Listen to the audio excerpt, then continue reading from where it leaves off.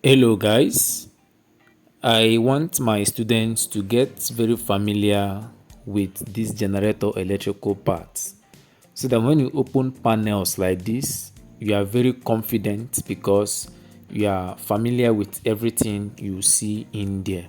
So these are two variants of AVR generators.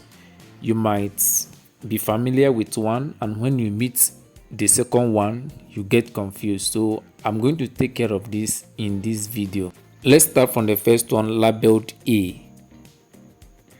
This one has total of 8 wires, 4 wires in this plug, 2 AC output wires, and then 2 DC wires. Although after rewinding, some people do cut this off. So this very one has a total of 8 wires.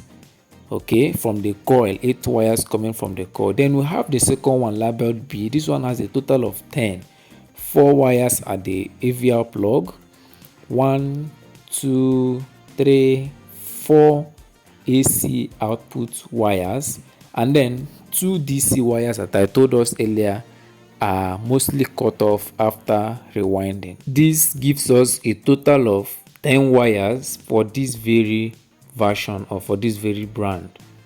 If we are living in the United States of America or any other country where 110 to 130 volt rated gadgets are used, then I strongly recommend this one for you. I will tell you why. But if you don't have this very version and you have only the 8 wire version, you can convert from one to another.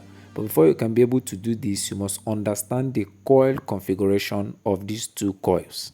The videos on the screen shows the coil configuration of these two generator coil variants.